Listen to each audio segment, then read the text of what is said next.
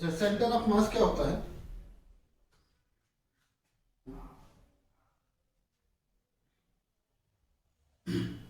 Centre of मास, इसी का दूसरा नाम है बैलेंस पॉइंट।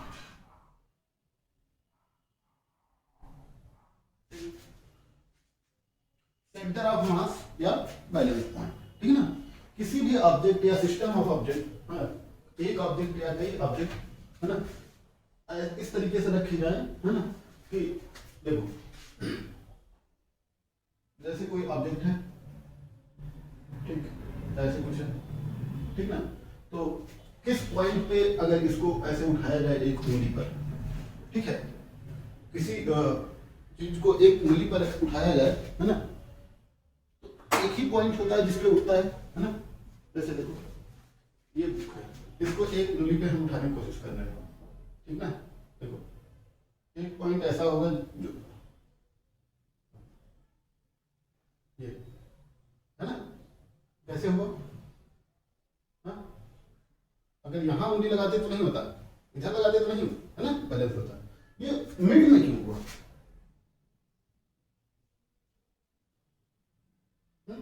यही है बैलेंस पॉइंट, ठीक है ना। ये क्या है? Balance point. इसी को बैलेंस पॉइंट कहते हैं, है ना। किसी ऑब्जेक्ट का वह पॉइंट, है ना। तो जैसे कोई कार है, ये हमारे अभी तक फिजिक्स में कैसे जरूरी भी है इसको पढ़ना, कैसे देखो कार, कार, ठीक है ना।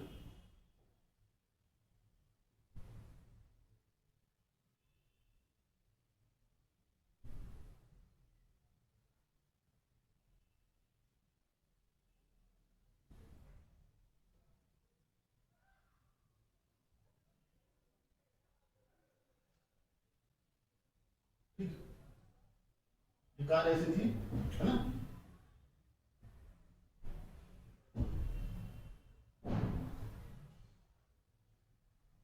ठीक, ठीक। हम शुरुआत में अभी तक क्या क्या पढ़ चुके हैं?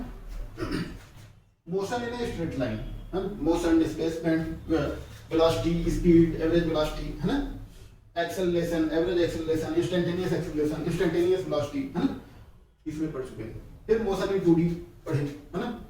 उसके बाद क्या पढ़े थे हम?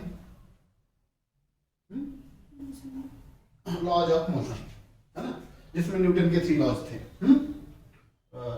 लॉ ऑफ इनर्शिया, है ना। उसके बाद क्या था? न्यूटन का सेकंड लॉ क्या था? Rate of change of momentum is equal to force, है ना। इसमें इंपल्स भी था। उसके बाद क्या पढ़े थे? एक्शन रिएक्शन, है ना, न्यूटन का थर्ड लॉ। उसके बाद क्या पढ़े थे? कौन सा चैप्टर पढ़े थे? फ्रिक्शन पढ़े थे, है ना। फ्रिक्शन, फ्रिक्शन पढ़ लिए थे हम, है ना। स्टैटिक फ्रिक्शन, काइनेटिक फ्रिक्शन, है ना, ये सब पढ़ चुके थे। उसके बाद कौन सा चैप्टर पढ़े हम फ्रिक्शन के बाद? पावर, एनर्जी एंड, तो वो ये बताया था कि ये क्या है, फोर्स इन सबका मेजरमेंट है, ठीक है ना। तो अभी तक हम क्या मान के पढ़ रहे थे कि जैसे कार, तो कार को ऐसा नहीं मानते थे, है ना, ठीक है। यहाँ पे क्या है, देखो 4 टायर है इसमें, है ना? 4 जगह इसका वेट डिस्ट्रीब्यूट होगा, होगा कि हो नहीं होगा। फिर इधर भी, है ना, तो 4 नॉर्मल रिएक्शन लगेंगे, M1 N2, ठीक है, इधर M3, इधर M4, है ना, इधर वाले टाइप पे। तो अभी तक हम क्या मान के चल रहे थे कि ये एज अ पॉइंट ऑब्जेक्ट, ठीक ना। मोशन में हमने पढ़ा भी था कि जितनी भी हम स्टडी करेंगे सब क्या है, पॉइंट ऑब्जेक्ट के फॉर्म में पढ़ेंगे, है ना। इसको क्या हमने मान लिया था, पॉइंट ऑब्जेक्ट है इसका, ठीक है। क्यों माना था? क्योंकि जो डिस्टेंस कवर करना है उसके कंपैरिजन में इसकी लेंथ, विड्थ, ये इसका साइज बहुत कम था, ठीक है ना। इस चैप्टर में ऐसा नहीं हुआ, ठीक है ना, खास करके centre of mass. Centre of mass क्या बताता है, ठीक है। उस चैप्टर में हम ये भी मान रहे थे, क्या मान रहे थे, जैसे 1000 kg की कार, ठीक है, अगर वेट इक्वली डिस्ट्रीब्यूटेड है, ठीक है, तो जनरली क्या होता है कार पे, है ना, इंजन के साइड पे इंजन भारी होता है, यहाँ पे वेट ज्यादा होता है, ठीक है ना, आगे साइड वेट ज्यादा होता है, ठीक ना। तो अगर इधर 300 kg मान ली, ठीक है, फिर 300 जी फोर्स लगेगा, इधर कितने का फोर्स लगेगा 300 जी मान लिया हमने, है ना। इधर क्या माना, अब 300 600 हो गया, 400 बचा है 200 जी मान लिया, ठीक ना। तो वहां पे क्या मान के हम पढ़ रहे थे, ये पूरा एक पॉइंट, मतलब इसको एक पॉइंट ऑब्जेक्ट मान लेते थे, ठीक ना। लेकिन वो कहां से मान रहे थे, देखो अब हम सेंटर ऑफ मास या बैलेंस पॉइंट इसका सेंटर ऑफ मास निकालेंगे, थोड़ा ये मिड है ना का, तो थोड़ा आगे आएगा क्योंकि इधर ज्यादा वेट है ना। अगर सेंटर ऑफ मास यहाँ पे है, क्या है ये बैलेंस पॉइंट, क्या है बैलेंस, ठीक ना। अगर यहाँ से अगर कोई उठाना चाहे कन्वेयर यहाँ से लगा के, जैसे लिफ्ट वो ट्रेन नहीं उठाती है ना, तो यहाँ से अगर अटैच करके उठाना चाहे सेंटर ऑफ मास से तो आराम से उठा लेगा, ठीक है बैलेंस पॉइंट से, ठीक समझ में। तो अभी तक हम ऐसा मान के चल रहे थे, ठीक समझ में, सेंटर ऑफ मास पे पढ़ रहे हैं, ठीक। अगर यहाँ पे डिफरेंट मास होता है, यहाँ पे डिफरेंट मास होता है, यहाँ पे डिफरेंट मास होता है, ठीक ना, तो सेंटर ऑफ मास थोड़ा इधर तक भी शिफ्ट हो सकता था। सेंटर ऑफ मास क्या है, बैलेंस पॉइंट है किसी ऑब्जेक्ट का, ठीक है ना। अच्छा ठीक,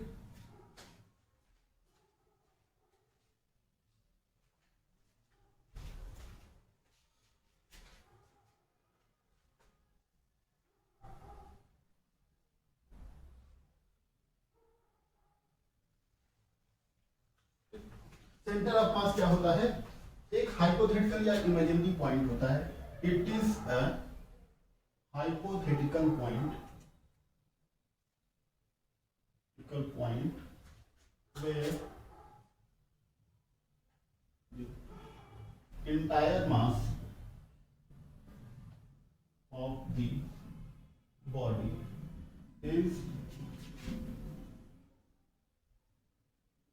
to be, एक हाइपोथेटिकल पॉइंट होता है जहां पर कि बॉडी का एंटायर मास क्या होता है, is assume to be concentrated. Centre of mass एक इमेजिनरी या हाइपोथेटिकल पॉइंट होता है जहां जो या तो इसको बैलेंस पॉइंट भी कहते हैं, ठीक ना, जहां पर बॉडी का पूरा मास हम कंसेंट्रेट करके मान सकते हैं, ठीक ना। अगर यहाँ पे पूरा मास मिलेगा, ठीक ना, तो पहले हम क्या करते थे, इस पॉइंट पे बोलते थे यहाँ पे 1000 जी, ठीक ना, तो वो हम सेंटर ऑफ मास की बात कर रहे थे, ठीक ना। कहाँ पे बात कर रहे थे, सेंटर ऑफ मास, ठीक है ना।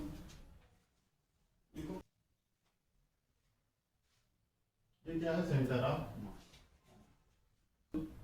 Centre of mass is a point where the average weight of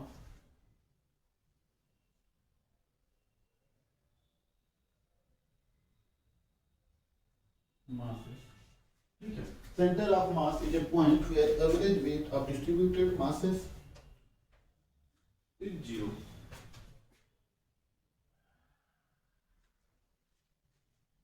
weighted average है,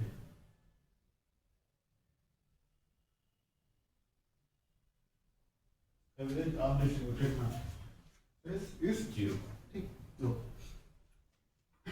जैसे ये सिस्टम है, क्या अभी वन डायमेंशनल ले रहे हैं, है ना, एक्स एक्सिस है इसमें, ठीक है, एक्स एक्सिस में, ठीक, इसमें सिर्फ एक्स एक्सिस है, ठीक, ये ओरिजिन पॉइंट है, ठीक, कोई पॉइंट यहाँ पे रखा गया है मास m1, यहाँ पे रखा गया m2, है ना, ये यहाँ से x1 पोजीशन पे है, ठीक है, ये x2 पोजीशन पे है, ठीक है ना, x2 0 और x1 0, ठीक ठीक है, तो इसका सेंटर ऑफ मास हमको बताना है। इसका सेंटर ऑफ मास अगर दो ऑब्जेक्ट ऐसे रखे गए हैं तो सेंटर ऑफ मास इनके बीच में होगा, मिड में, ठीक है, तो कहीं पर भी जैसे यहाँ पे सेंटर ऑफ मास, ठीक। तो सेंटर ऑफ मास निकालने के लिए क्या बोल रहा है, weighted average of distributed masses, है ना। सेंटर ऑफ मास क्या है, सेंटर मास क्या ऑफ मास क्या होता है? देखो ये डिस्टेंस होता है ना, डिस्टेंस होता है ना, मतलब कि ये क्या है, एक तरीके से डिस्टेंस है, वो पॉइंट है ना, ओरिजिन से वो पॉइंट है ना, इन दोनों के बीच में वो पॉइंट है जहाँ पे बैलेंस पॉइंट मिलेगा, है ना। तो पॉइंट कैसे निकलेगा, ये क्या बोल रहा है, वेटेड एवरेज, है ना।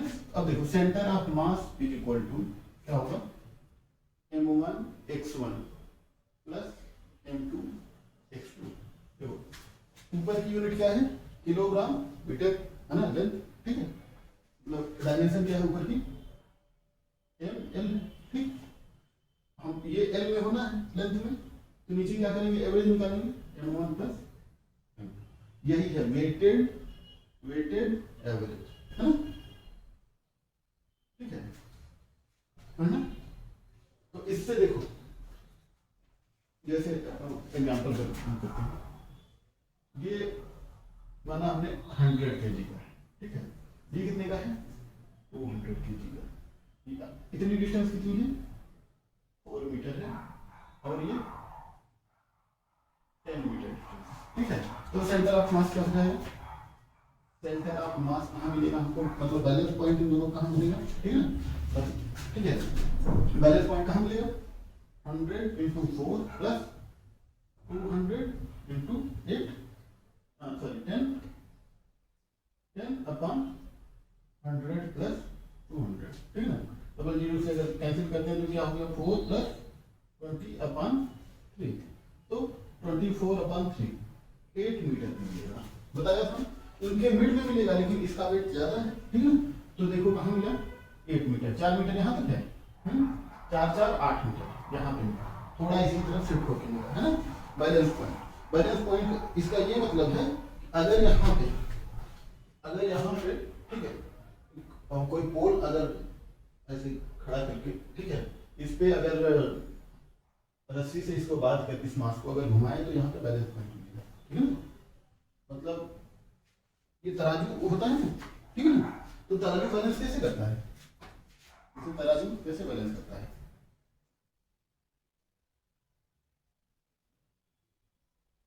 ऐसे होता है ना तराजू,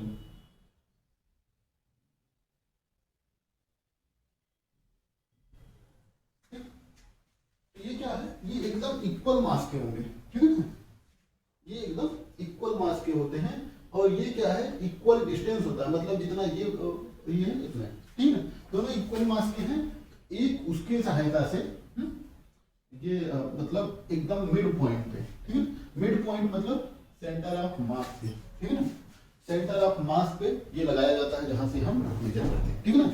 जैसे अगर कोई प्रॉब्लम है, ठीक है ना, तो ये अगर दुगने मास का है, ये m का है तो ये 2m का है, ठीक है, तो सेंटर ऑफ मास इसका कहाँ निकलेगा, देखो सेंटर ऑफ मास निकालने के लिए क्या करेंगे हम, जैसे ऐसे कर दिए, ठीक ना, इसको मान लिए क्या है, x डिस्टेंस पे है ना, ये l लेंथ की है, ठीक ना, इसको ये क्या हो जाएगा, x प्लस l डिस्टेंस, है ना। तो अब क्या निकालेंगे, centre of mass is equal to क्या हो जाएगा, या 2 4 मान लेते हैं, ठीक ना, 2 मीटर पे रखा गया है, और ये 2 मीटर का है, ये 4 मीटर पे रखा गया, ठीक। ये क्या है, m into 2 plus 2m into 4 upon m plus 2m ना, कितना हो गया, 2 प्लस 8 अपॉन 3, 10/3, है ना। यहाँ से 10/3, 10/3 मतलब ये हुआ, ठीक है।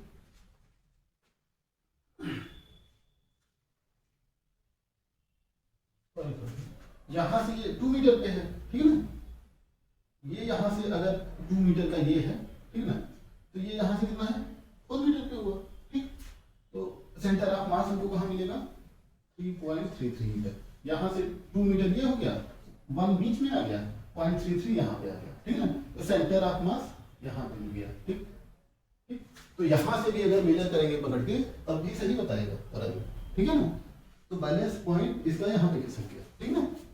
तो ना अगर ये तराजू का पैन, ठीक है ना, तराजू का पैन क्या है, दुगने वेट का है, ठीक, तो सेंटर ऑफ मास इसका इधर खिसक आएगा, ठीक है। तो तराजू का हमको ये जो सेंटर ऑफ मास वाला पॉइंट है जहाँ से पकड़ के तोलते हैं उसको इधर किसका लेना होगा, बस काम चल जाएगा, ठीक है ना। तो ये तराजू वाला एग्जांपल है सेंटर ऑफ मास, ठीक है ना। तो सेंटर ऑफ मास क्या होगा, एन नंबर ऑफ, ठीक है ना। तो सेंटर ऑफ मास जो होगा क्या होगा, m1 x1 plus m2 x2 plus dash dash dash mn xn अपान क्या होगा m1 plus m2 plus m, ठीक। इसको समेशन के फॉर्म में अगर लिखें I equal to 1 to n mi xi upon summation of I equal to 1 to n mi, ठीक है ना। जैसे ये एक्स एक्सिस है, एक यहाँ पे रख दिया, 2 3 ऐसे कई सारे रख दिए, 10 15 20, ठीक है। इस पूरे सिस्टम का सेंटर ऑफ मास, ठीक है ना। तो इस पूरे सिस्टम का सेंटर ऑफ मास इस फॉर्मूले से निकल जाएगा, ठीक है ना। बैलेंस पॉइंट, ठीक। बैलेंस पॉइंट का क्या मतलब है, इसको अगर किसी रॉड में लगा दिए मास को, है ना, उतने डिस्टेंस पे, तो जहां पे सेंटर ऑफ मास पहुंचा, सेंटर ऑफ मास यहां से पकड़ के अगर उठाएंगे तो ये इधर उधर नहीं जाएगा, ठीक है ना। तराजू की तरह बैलेंस रहेगा, ठीक। या यहां से पकड़ के ऐसे उठा, ठीक ना। तो मैं बिल्कुल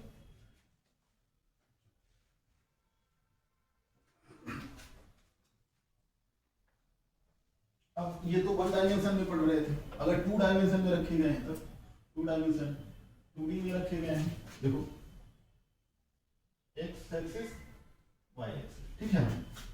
ये अगर मास m1 कहाँ पे रखा गया है, x1 y1 पे, ठीक है। m2 अगर रखा गया है कहाँ पे, x3 सॉरी x2 y2 पे, ठीक है। इनका सेंटर ऑफ मास कहाँ मिलेगा, इनकी कहीं मिड पॉइंट है, तो इस कंडीशन में सेंटर ऑफ मास क्या होगा, सेंटर ऑफ मास का capital x coordinate capital y coordinate ऐसे दर्शाएं, ठीक है ना। तो सेंटर ऑफ मास का कैपिटल x क्या है, क्या होगा capital x, capital x equal to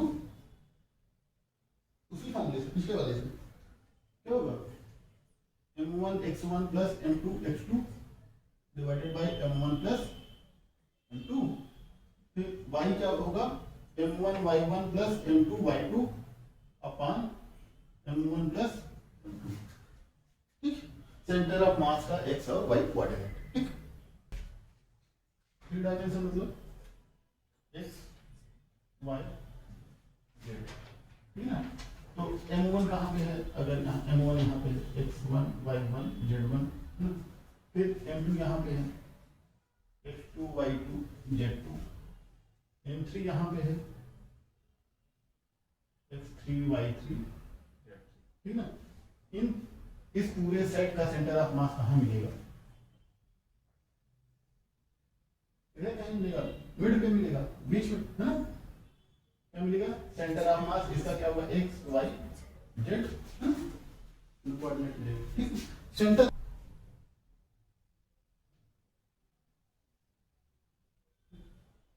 triangle क्या है, m1 यहाँ पे रखा गया है, इसका कोऑर्डिनेट क्या है, x1 y1 है। m2 यहाँ पे रखा गया है, इसका कोऑर्डिनेट x2 y2 है। m3 यहाँ पे रखा गया है, इसका कोऑर्डिनेट x3 y3, ठीक है ना। तो ये एक ट्रायंगल ऐसे रखे गए हैं, ठीक है ना। मास, इनका सेंटर ऑफ मास कहाँ पे आएगा, मिड में तो आएगा, हमको पता है, ठीक। तो COM सेंटर ऑफ मास, ठीक है ना। COM के लिए x कोऑर्डिनेट क्या होगा, m1 x1 plus m2 x2 plus m3 x3 divided by total mass, ठीक है ना। फिर y कोऑर्डिनेट कहाँ आएगा, m1 y1 plus m2 y2 plus m3 y3 divided by total mass, ठीक है। अच्छा देखो, अगर ये m1 equal to m2 equal to m, ठीक, तब x क्या हो जाएगा, x equal to m x1, m common हो जाएगा, x1 plus x2 plus x3 divided by 3m, m से m cancel, x1 plus x2 plus x3 divided by 3।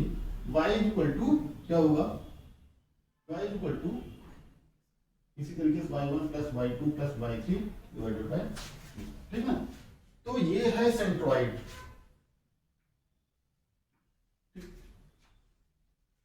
ये centre of मास किसके आ जाएगा, ट्रायंगल के,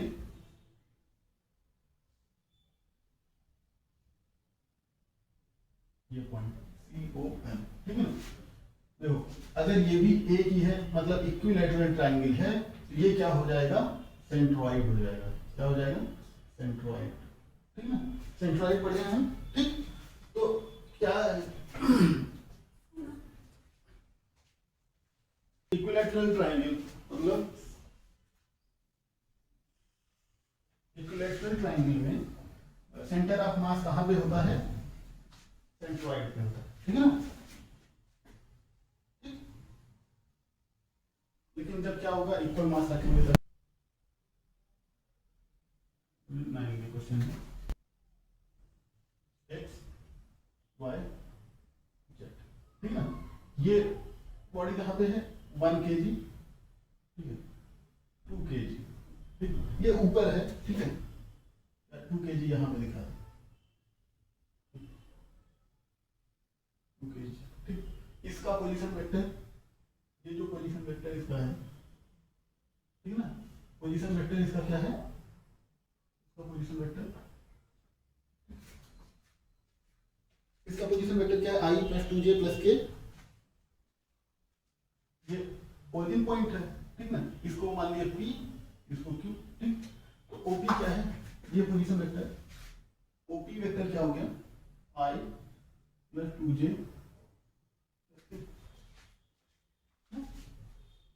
minus 3i minus 2j plus k। OQ vector क्या है, minus 3i के minus 2j का plus vector k, ठीक है, ठीक, प्लस k।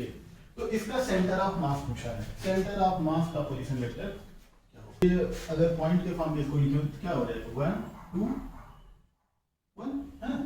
ये पॉइंट के फॉर्म में लिखेंगे तो क्या हो जाएगा, -3 -2 है ना। इसको ऐसे बनाना चाहिए सर, -3 -2 है ना, ये ऐसे, ठीक है ना, 2 kg, -3 -2 1, ठीक, ऐसे, ठीक। इसका सेंटर ऑफ मास इस लाइन पर पड़ेगा, इसके मिड में कहीं पर, ठीक ना।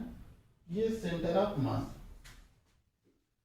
चाहे तो हम x y z निकालें, इसका अलग अलग x y z निकालें, ठीक ना। x क्या हो जाएगा, x क्या हो जाएगा, देखो x वाला लेंगे 1 -3 है ना, ऐसे ले सकते हैं, है? या दूसरे तरीके से कर सकते हैं, देखो COM इक्वल टू क्या हो जाएगा, m1 into OP vector plus m2 into OQ vector upon m1 plus m2, है ना। वैसे भी हो जाता है ना। अब देखो m1 क्या है, 1 इंटू OP वेक्टर क्या है, i plus 2j plus k, है ना। m2 क्या है, 2 -3i minus 2j plus k upon 1 plus 2, ठीक है ना। तो ये क्या हो गया, 1 -6 i कैप, है ना, plus 2 -4 j cap plus 1 plus 2 k cap divided by 3।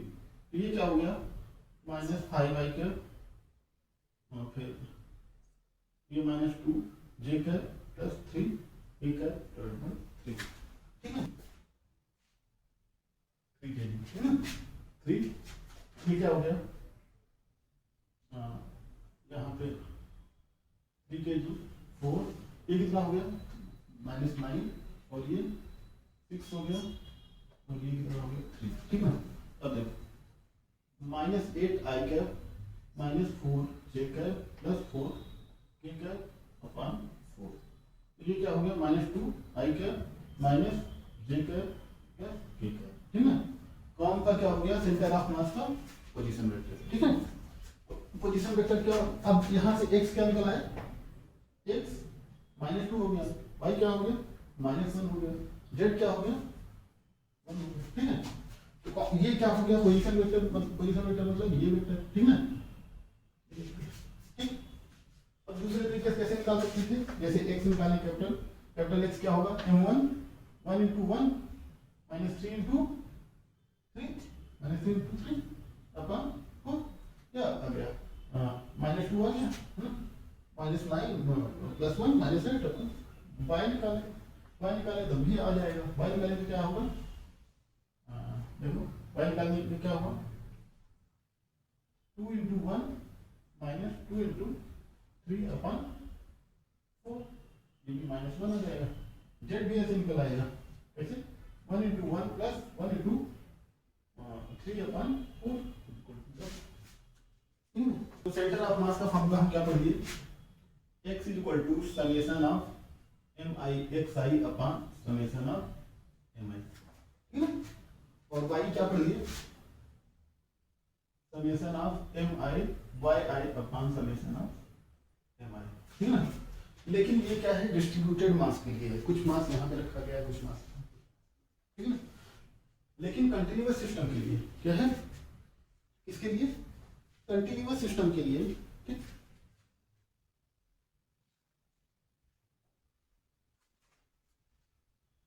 ठीक है। जैसे कोई रॉड है लोहे की, ठीक है ना, कोई लोहे की रॉड है, ठीक, ऐसे तो ऐसे है, ठीक है। ये डेल्टा m1 मान लिए, डेल्टा m2 मान लिए, डेल्टा m3 मान लिए, डेल्टा mn मान लिए, ये यहाँ से x1 डिस्टेंस पे है, ये x2 पे है, x3 पे है, ठीक। ये क्या है, आयरन रॉड, ठीक, या ये फ्लाई ट्रेन का चक्का होता है, ठीक, उसका सेंटर मैच कराना बहुत जरूरी होता है,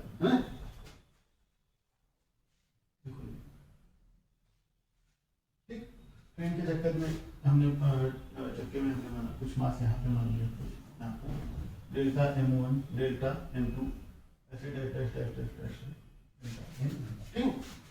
तो इसका सेंटर ऑफ मास क्या हो जाएगा, सेंटर ऑफ मास जो इसका हो जाएगा x equal to summation of i1 to m delta mi, है ना, xi upon summation of delta mi, ठीक। तो ये क्या है, वेटेड एवरेज ऑफ मास आ गया, ठीक है। इसका मतलब ये है, अगर रॉड ऐसी है, एक्चुअली ऐसी नहीं है रॉड ऐसी है, देखो कहीं मोटी है, ठीक है, कहीं पतली है, फिर कहीं मोटी है, फिर कहीं ऐसे है पतली, फिर कहीं और मोटी है और बड़ी है, ठीक ना, ऐसे है इस सिस्टम का सेंटर ऑफ मास, ठीक ना। लेकिन जब रॉड कंटिन्यूअस होगा क्या होगी, रॉड ये क्या है, ऐसी रॉड है ना, ऐसी रॉड मतलब डेल्टा m1 यहाँ पे है, डेल्टा m2 यहाँ पे, डेल्टा m3 यहाँ पे, डेल्टा m4 यहाँ पे, डेल्टा m5 यहाँ, ठीक। अभी तक हम क्या पढ़ रहे थे ऊपर, मास यहाँ पे रखा गया, यहाँ पे रखा गया, यहाँ, ठीक है। अब मास क्या है, लगभग कंटिन्यूअस है, लेकिन इसको डिस्क्रीट हमने पहले पढ़ चुके है ना, ये ऐसे ऐसे है, ठीक है। अब क्या है, ये क्या है, कंटिन्यूअस रॉड हो गई ऐसे, ठीक है। मतलब ये रॉड अगर ऐसे माने तो ऐसे है कुछ, ये क्या है, इस टाइप की रॉड के लिए, ठीक है, आयरन रॉड, ठीक है। ये क्या है, अनइवन कटी है, ठीक है ना, कहीं मोटी कटी कहीं पतली, ठीक है ना, लेकिन एक सीक्वेंस में कटी है। ये क्या है, कंटिन्यूअस। अब कंटिन्यूअस के केस में हम क्या पढ़े, यहाँ पे क्या चेंज करना है, मास चेंज करना है, क्या है, डेल्टा मास के साथ लगा है ना। तो अब कंटिन्यूअस के केस में हम क्या पढ़े हैं, इंटीग्रेशन लगाएंगे, ठीक है, डेल्टा m टेंडिंग टुवर्ड्स 0, ठीक है। डेल्टा m यहाँ पे क्या है, इसके फॉर्म में लाने के लिए क्या करेंगे, बहुत पतली सी स्लाइस काटेंगे डेल्टा m की, ठीक है। डेल्टा एम की, है ना। फिर उसको जोड़ते जाएंगे यहाँ से यहाँ तक, पूरा इसका क्या मास मिल जाएगा हमको, है ना, जो पहले कर चुके हैं इसको। x क्या हो जाएगा, डेल्टा एम टेंडिंग टुवर्ड्स 0 क्या हो जाएगा ये x, लिमिट इतना अगर करेंगे, ठीक, limit delta M tending towards 0 summation of i equal to 1 to n delta M i x i upon limit delta M tending towards 0 summation of i equal to 1 to n delta M i, ठीक है। तो ये क्या हो जाएगा, ये क्या हो जाता है, समेशन क्या हो जाता है, समेशन क्या हो जाता है, इंटीग्रेशन हो जाता है ना, ठीक है। ये क्या हो जाएगा, x into D M upon summation integration of D M, है ना। तो टोटल मास का इंटीग्रेट करेंगे, अच्छा इतना लिखो, ये क्या है, फर्दिस रॉड है, ये क्या है, फॉर कंटिन्यूअस रॉड ना। सेंटर ऑफ मास क्या हो जाएगा, x is equal to integral of x dm अपॉन dm, है ना। तो dm क्या है, इंटीग्रेट होगा, dm का इंटीग्रेशन क्या हो जाएगा, m हो जाएगा, है ना।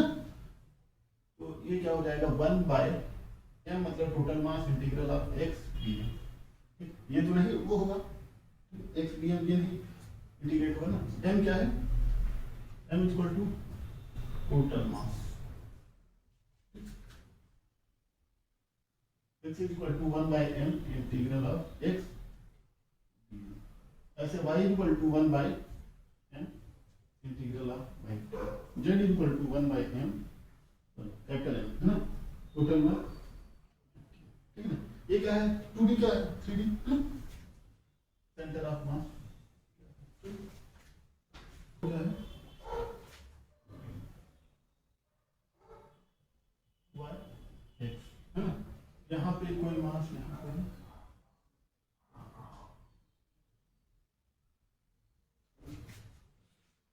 ठीक है। 3 मास रखे गए हैं, 200 ग्राम, 150 ग्राम और 100 ग्राम के, ठीक है। इक्विलेटरल ट्रायंगल बनाते हुए रखे गए हैं। यहाँ पे मास क्या है, 100 ग्राम का, ठीक है, फिर 200 150 ग्राम, यहाँ पे कितने का, 200 ग्राम का, यहाँ पर 150 ग्राम का, ठीक है। तो इस ट्रायंगल की जो है साइड्स हैं, इक्विलेटरल ट्रायंगल है 0.5 की सारी साइड, ठीक है ना। ये भी 0.5 मीटर, ये भी कितने की है, 0.5 मीटर, ठीक है ना। अच्छा, तो इस पॉइंट का कोऑर्डिनेट क्या हो जाएगा, एक इसका 0 0 है, इसका क्या कोऑर्डिनेट होगा, ये तो मास है,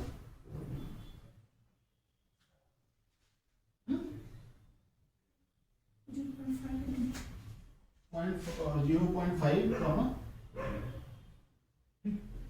ये देखो, इसका कोऑर्डिनेट क्या होगा, बी का,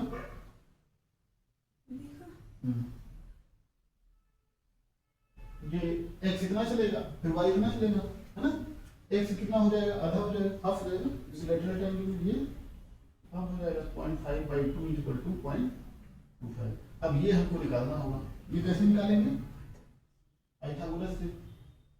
तो इसको d इज इक्वल टू 0.5 का होल स्क्वायर माइनस 0.5 बाई 2 का होल स्क्वायर, 0.5 को अगर बाहर ले लिए तो अंडर रूट क्या हो जाएगा, 1 माइनस 1/4, 0.5 अंडर रूट 3/2, इसका मतलब 0.25 अंडर रूट 3, यहाँ पे क्या हो गया 0.25 कमा 0.25 अंडर रूट, ठीक है।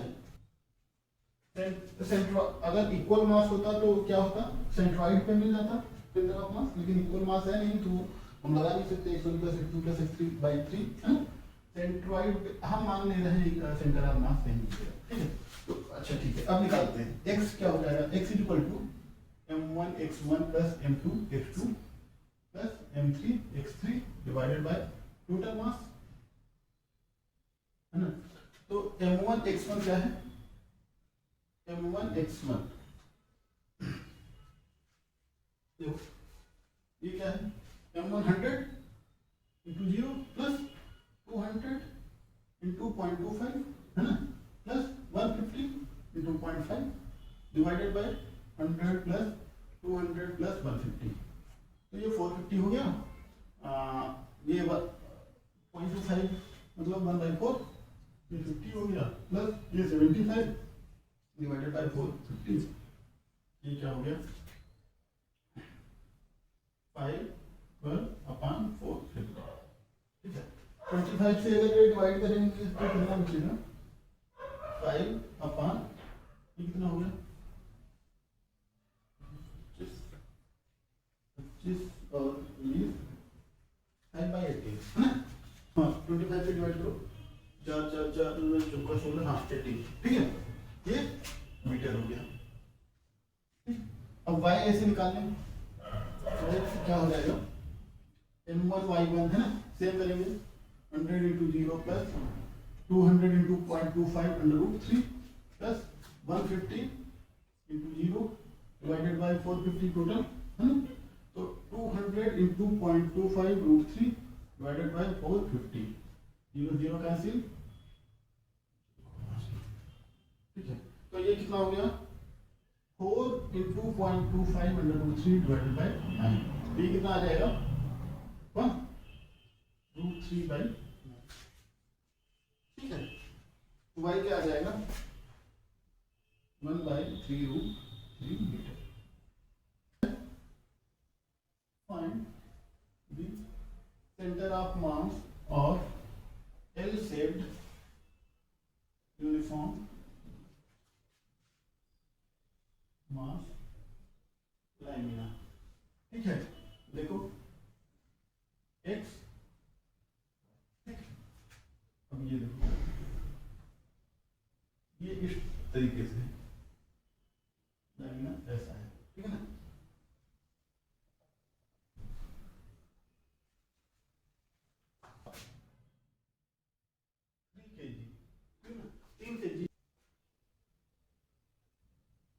ये कितना है 2 मीटर है, ये भी कितना है 2 मीटर, स्क्वायर है, स्क्वायर का सेंटर ऑफ मास कहाँ मिलेगा, सेंटर मिलेगा, है ना, ठीक है। इसका सेंटर ऑफ मास कहाँ मिलेगा, सेंटर मिलेगा, रेक्टेंगल है, इसका सेंटर ऑफ मास कहाँ मिलेगा, ठीक है ना। तो ये देखो ये क्या हो गया मिड पॉइंट है, मिड पॉइंट मतलब 1 मीटर, ये 2 मीटर, है ना। तो देखो इसको 3 भाग में काट दिया हमने, यूनिफॉर्म है 3 भाग में, 3 स्क्वायर मिल गए 1 2 3, है ना। इनका अलग अलग सेंटर ऑफ मास होगा, इसका यहाँ पे होगा, इसका यहाँ पे होगा, इसका यहाँ पे होगा ना। ये देखो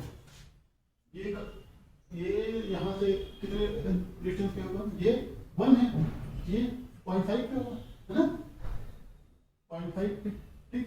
ये यहाँ से कितने डिस्टेंस पे होगा, ये 2, ये 1, ये कितना है 0.5, 1 और 0.5 कितना होगा 1 प्लस 0.5 इज इक्वल टू 1.5 मतलब 3/2, ठीक। वैसे ये भी 3/2 पे होगा, ये भी कितने पे होगा 3/2 मीटर, ठीक है ना। तो इसको मान लेते हैं C1 C2 C3, ठीक है ना। इसके कोऑर्डिनेट क्या है 3/2 1/2, है ना, ये 1/2, और इसके कोऑर्डिनेट क्या है 1/2 1/2, इसका कोऑर्डिनेट क्या है 1/2 3/2, ठीक है। अच्छा अब सब पे क्या है 3 kg है, तो सब पे 1 kg रखा गया है, हर एक पॉइंट पे 1 kg, यहाँ पर भी 1 kg, ठीक है। तो अब इन तीनों का अगर सेंटर ऑफ मास निकाल ले तो इसका सेंटर ऑफ मास निकल जाएगा। देखो क्या हमने अज्यूम किया स्क्वायर, क्या है है, यूनिफॉर्मली डिस्ट्रीब्यूटेड मास है, यूनिफॉर्मली डिस्ट्रीब्यूटेड मास, ठीक है ना। तो इसका सेंटर ऑफ मास कहाँ आएगा, सेंटर ऑफ मास कहाँ पे होगा, सेंटर पे मिलेगा, सेंटर पर मिलेगा, है ना, ठीक है, सेंटर पे मिलेगा। और हर एक सेंटर पे क्या है, 1 kg मास डिस्ट्रीब्यूट है। तो इसका एक्स कोऑर्डिनेट क्या हो जाएगा सेंटर ऑफ मास का, 1 × 1/2 plus 1 × 3/2 plus 1 × 1/2 upon total mass 1 + 1 + 1 कितना हो गया, 1/2 प्लस 3/2 प्लस 1/2 अपॉन 3 कितना हो गया, 1 + 3/2 अपॉन 3, तो 5/6 मीटर, ठीक है ना। ऐसे y का निकाल लेते हैं, y में देखो y का निकाल लेते हैं, उसका भी 5/6 ही आएगा, देखो 1 × 1/2 प्लस 1 × 3/2 1/2 प्लस 1 × 3/2 अपॉन 3, इसका भी 5/6 ही आएगा, ठीक। तो इसका सेंटर ऑफ मास कहाँ मिलेगा, 5/6, 5/6 मतलब कि कितना हो गया, 8.833 पे, मतलब देखो ये कितना है, यहाँ पे 0.833 यहाँ पे, है ना, फिर यहाँ से 0.833 कहाँ पे हो गया, यहाँ, ठीक है ना। इस किसी पॉइंट पे, इस पॉइंट पे क्या मिलेगा, सेंटर ऑफ मास, ठीक है ना, समझे?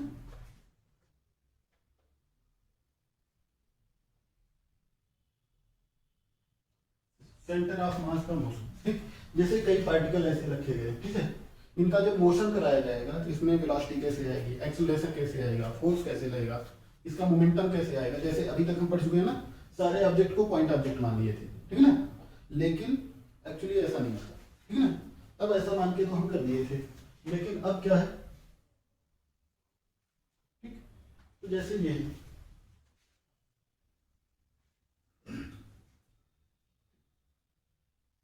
जैसे देखो, ठीक, तो कोई कार ऐसे जा रही है, ठीक है, car 1, car 2, car 3, car 4, car 5, ऐसे ऐसे बहुत सारी कार, ठीक है ना। तो यहाँ से इनका क्या है, डिस्टेंस दिया है, ठीक है ना, 1 किलोमीटर का है, 2 किलोमीटर, 5 किलोमीटर, 10 किलोमीटर, ऐसे है, ठीक है ना।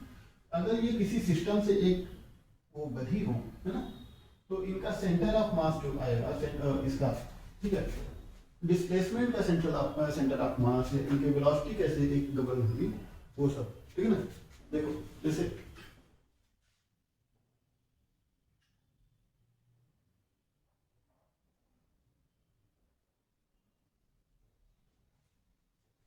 कोई कोई सिस्टम है, ठीक ना, कोई बाइक ही मान लेते हैं, ठीक, बाइक 1, ठीक, इसका मास m1 है, यहाँ पोजीशन वेक्टर r1 है, ठीक।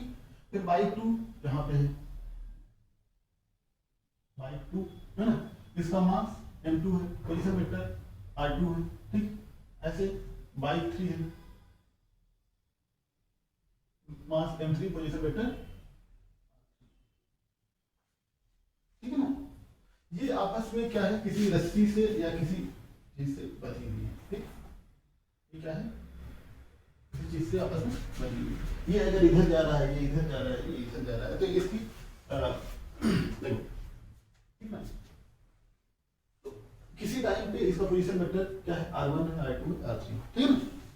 तो ऐसे n ऑब्जेक्ट हैं, ठीक।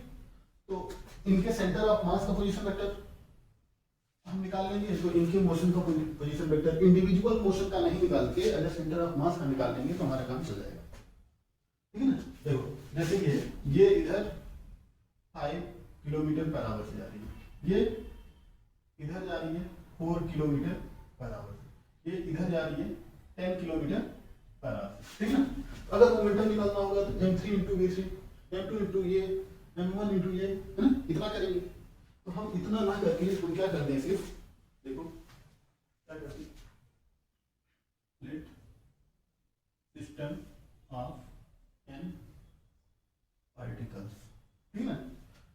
आपका पोजीशन वेक्टर क्या है, r1 r2 r3 है, ठीक ना।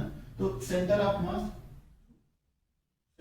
मास का position vector is equal to capital R vector मान ले रहे हैं, ठीक ना, क्या है कैपिटल आर मान ले रहे हैं, ठीक ना। तो ये क्या हो जाएगा,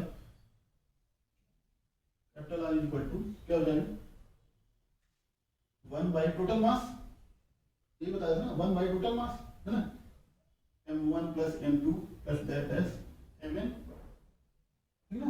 ऊपर क्या होगा m1 r1 vector plus m2 r2 vector plus that S mn rn, ठीक है। तो ये टोटल मास को अभी हमने कैपिटल M लिखा, तो इसको ऐसे लिख सकते हैं कैपिटल M इंटू R, ठीक है, is equal to m1 r1 plus m2 r2 plus dash dash mn, ठीक है ना। इंडिविजुअल ऑब्जेक्ट जब मूव कर रहा है, सारे अगर अलग अलग मूव कर रहे हैं, ठीक है ना, तो देखो अलग अलग का पोजीशन वेक्टर निकाल के हम मल्टीप्लाई करें या सेंटर ऑफ मास के पॉइंट से अगर इसको मल्टीप्लाई करें तो ये बराबर है, ठीक है ना। अब इसको डिफरेंशिएट करेंगे,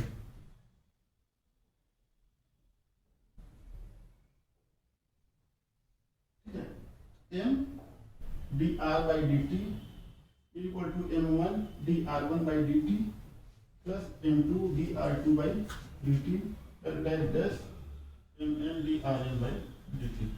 ये क्या हो गया m into V dr by dt dx by dt plus t है ना, m1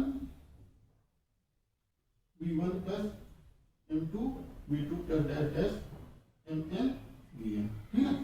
तो देखो ये क्या हो गया मोमेंटम हो गया है ना, तो momentum of centre of mass is equal to क्या है, या इसको ऐसे लिख दें individual sum of individual momentum of particles is equal to momentum of center of mass, ठीक है ना। the sum of individual momentum of particle है ना, अगर हर एक पार्टिकल का मोमेंटम निकालें, मोमेंटम क्या होता है, कितनी इसमें मोशन है ये मेजर करता है ना, E इक्वल टू mv है ना। सबका मोमेंटम निकालने से अच्छा है कि हम सेंटर ऑफ मास का मोमेंटम निकाल लें, ठीक है ना। V is equal to m1 v1 plus m2 v2 plus that is mn vn, ठीक है ना। फिर से डिफरेंशिएट करें,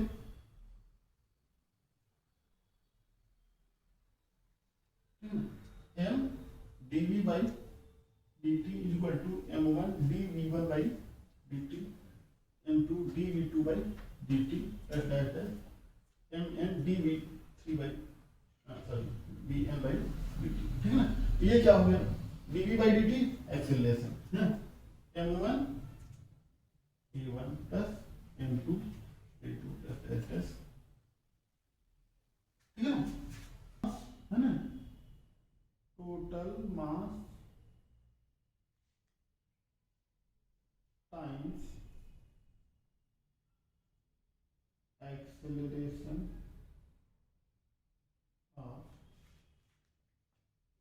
acceleration of centre of mass, ठीक है ना, एक्सीलरेशन, ठीक है, is equal to f1 plus f2 plus f, ये होता है ना एक्सीलरेशन ऑफ, ठीक है ना। ठीक, तो अगर ऐसे दिया है, ठीक है, इधर फोर्स इतना लग रहा है, इधर फोर्स इतना लग रहा है, इधर फोर्स इतना लग रहा है, तो सेंटर ऑफ मास का एक्सीलरेशन बताओ सारी फोर्स का सम ना, लेकिन वेक्टर सम, ऐसे सम नहीं करेंगे, वेक्टर सम ना divided by total mass, centre of mass का एक्सीलरेशन आ जाएगा, ठीक है। ठीक है, अब देखो फोर्स में देखो क्या होता है, जैसे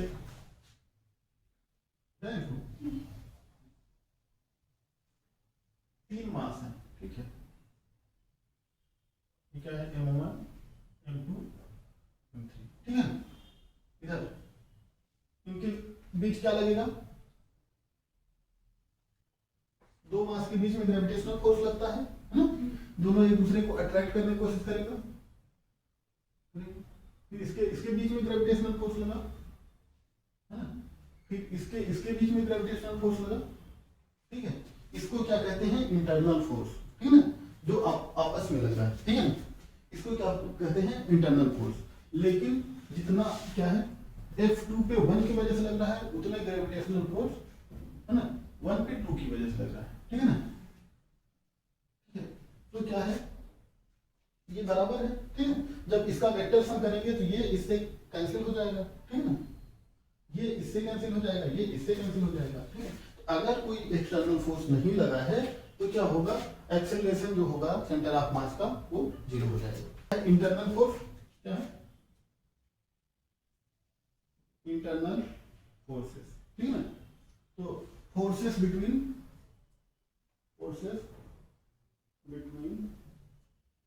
पार्टिकल्स, ठीक है ना, लाइक ग्रेविटेशनल फोर्स, ठीक है ना, इलेक्ट्रिक फोर्स, ठीक, इलेक्ट्रिक फोर्स या मैग्नेटिक फोर्स, ठीक है, ठीक, तो ये इंटरनल फोर्स क्या होता है, हमेशा एक दूसरे के इक्वल होता है, ठीक है ना, तो इंटरनल फोर्स कैंसिल हो जाता है, ठीक है।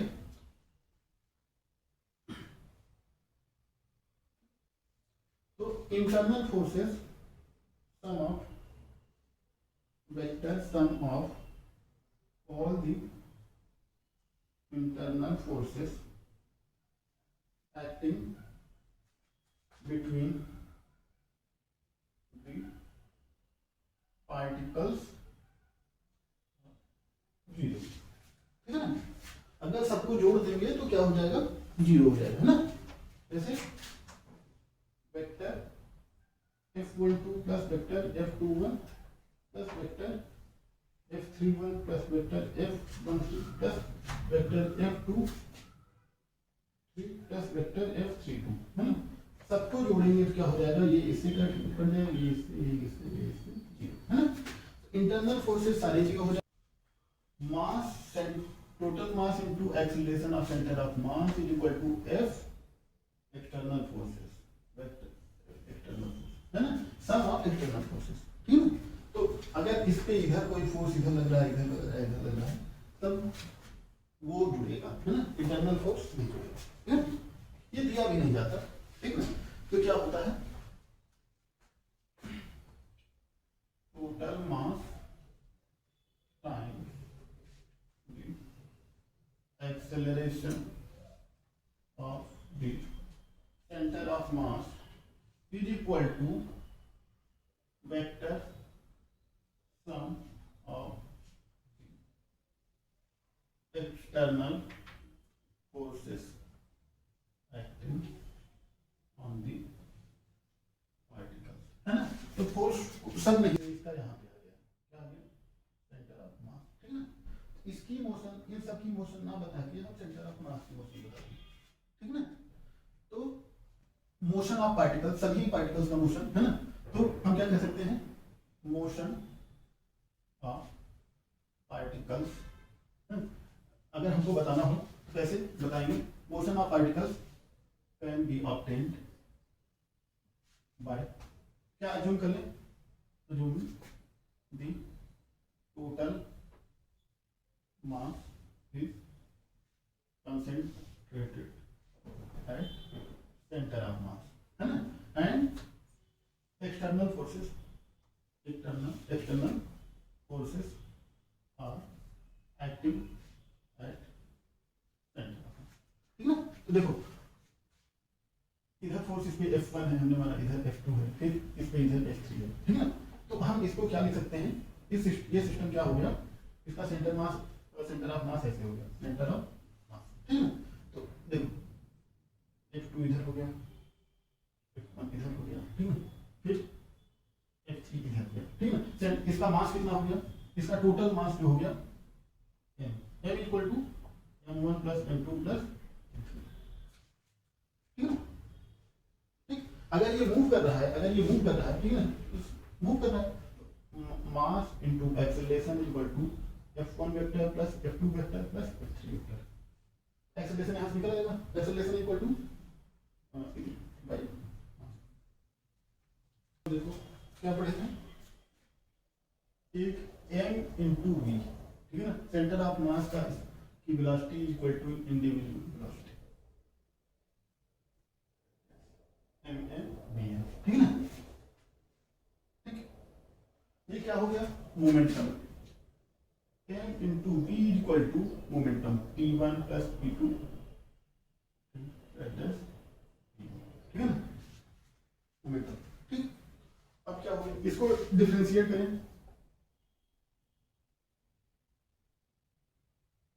क्या हो जाएगा, rate of change of momentum is equal to force, है ना, क्या हो गया, m into D V by D T is equal to D P one by D T plus D P two by D T plus D P N by, है ना।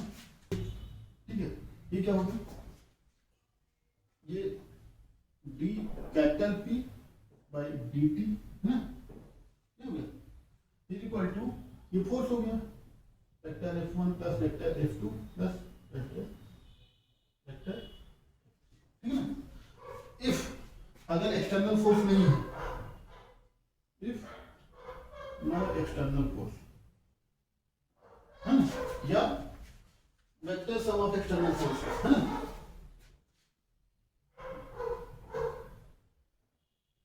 External force, है ना, summation of external forces क्या हो गया, 0 हो गया, ठीक है ना। तो क्या हो गया, dp by dt equal to 0, मतलब मोमेंटम क्या हो गया, उसका कांस्टेंट हो गया, है ना, कांस्टेंट का डेरिवेशन 0 होता है ना, मतलब मोमेंटम क्या हो गया, कांस्टेंट हो गया, मतलब स्पीड कांस्टेंट हो गई, वेलोसिटी कांस्टेंट हो गई, है ना। तो लिखो, इफ एक्सटर्नल फोर्सेस आर 0, तब क्या होगा, momentum of centre of mass is constant, है ना। ठीक, वेलोसिटी भी कांस्टेंट है, velocity is also constant.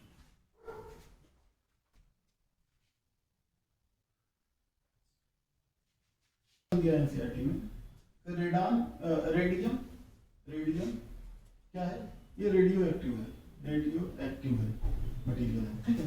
Radio active materials का क्या होता है, विघटन होता रहता है, ठीक है ना।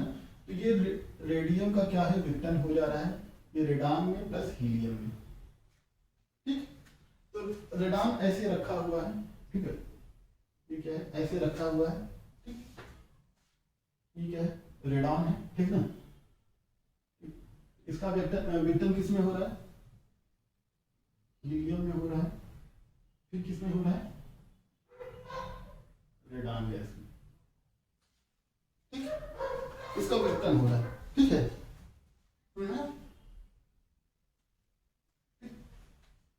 जैसे ये है,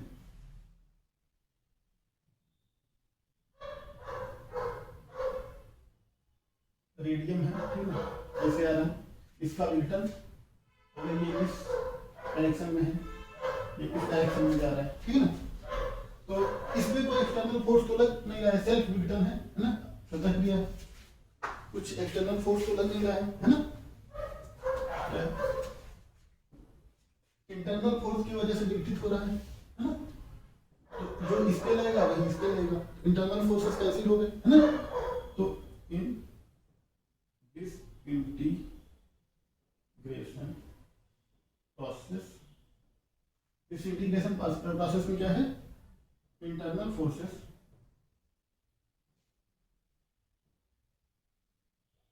ओनली इंटरनल फोर्सेस है ना, नो एक्सटर्नल फोर्स, ठीक है। तो हम क्या लेते हैं, सिर्फ एक्सटर्नल फोर्स लेते हैं, इंटरनल लेते नहीं, ठीक। तो ये क्या हो गया, P क्या हो गया, मोमेंटम क्या हो गया, dp by dt is equal to 0। तो सेंटर ऑफ मास का मोमेंटम क्या हो गया, कांस्टेंट हो गया, है ना। तो सेंटर ऑफ मास की मोमेंटम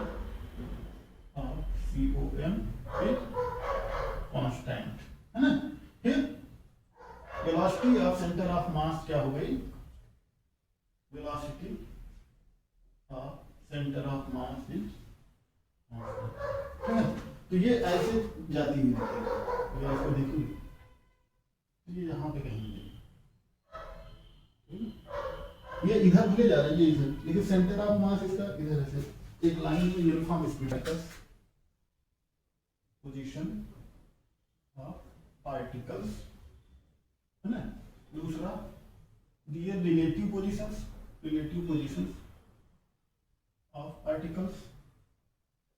तीसरा क्या है, मासेस ऑफ पार्टिकल्स, है ना। चौथा क्या है, forces acting on the particles. ठीक है, तो सेंटर ऑफ मास किस पे डिपेंड करता है, x equal to summation of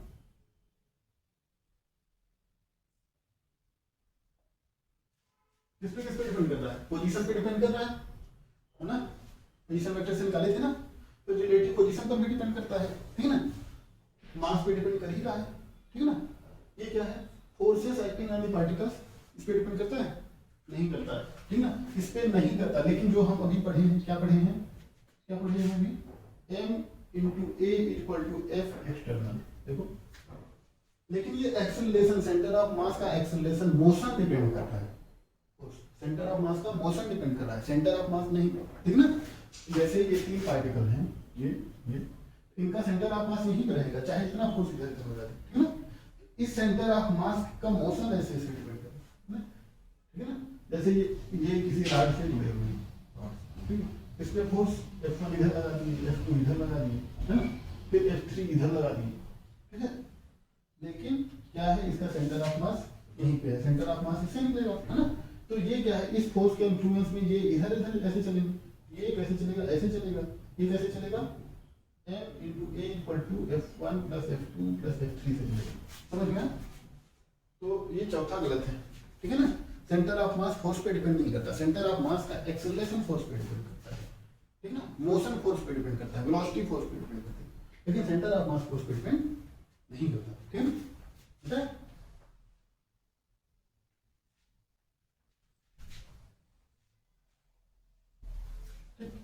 देखो इधर देखो, एक मास m1 यहाँ पे रखा गया, m2 यहाँ पे रखा गया, ठीक ना।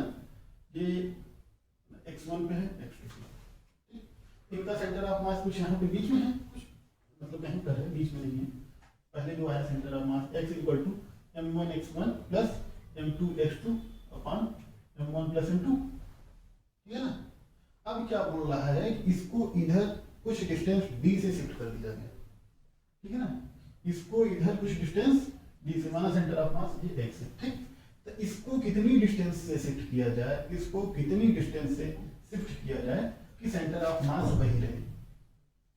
तो वैसे देखने में लगेगा, इसका ऑप्शन है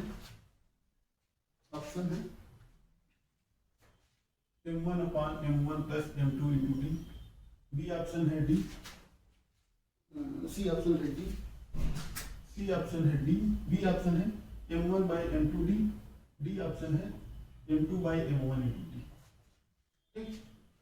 अगर इसको d से शिफ्ट कर दिया गया तो इसको किससे कितने शिफ्ट किया जाएगा, जिससे यही रहेगा, हाँ? देखने क्या लगा है, गलत। सेंटर ऑफ मास किस पे डिपेंड करता है, पोजीशन पे डिपेंड करता है, लेकिन मास पर भी डिपेंड करता है ना। तो भारी वाले मास का कम शिफ्ट करना होगा, तो ये मास पर भी डिपेंड करता है। क्वेश्चन देखने पे तो लगता है कि डी से शिफ्ट करते हैं, है ना, लेकिन ऐसा होता नहीं। देखो अगर डी से शिफ्ट कर दिए तो ये पॉइंट क्या हो गया, x1 प्लस डी। अगर यहाँ पे इसको शिफ्ट कर दिए तो क्या हो गया, x2 minus D, sorry x2 minus कुछ पॉइंट मान लेते हैं, ये मान लेते हैं।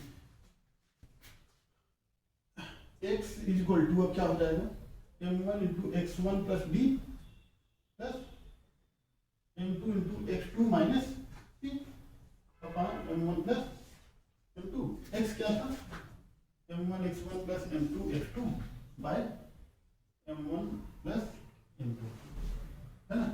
m1 cancel, m1 x1 plus m2 x2 is equal to m1 x1, ये हो गया, प्लस m2 x2, फिर plus m1 d minus m2 d, ये इससे कैंसिल, है ना। m2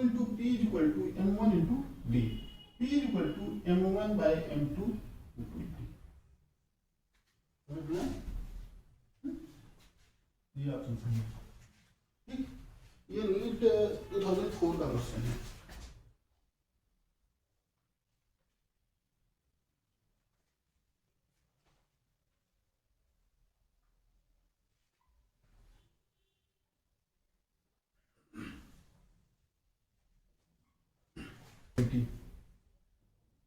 सेंटर ऑफ ग्रेविटी,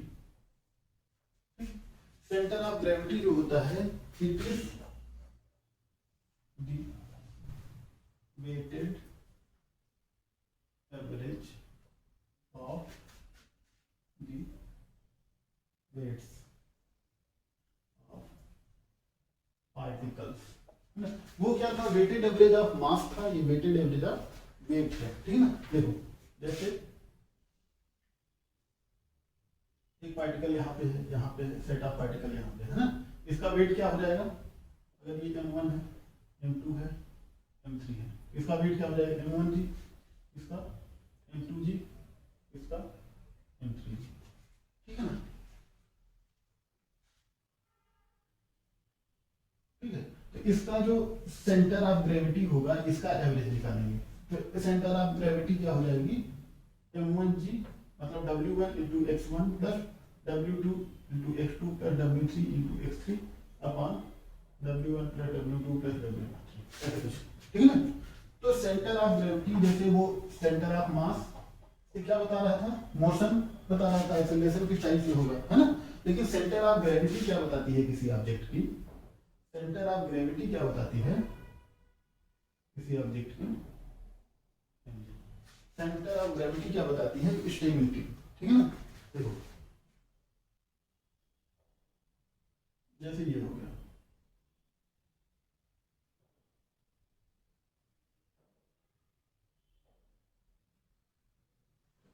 किसी अगर स्क्वायर को या अलमीरा को ऐसे तिरछा करें, कितना तिरछा कर दे सकते हैं वो स्टेबल फिर अपनी पोजीशन में आ जाए, ठीक है ना।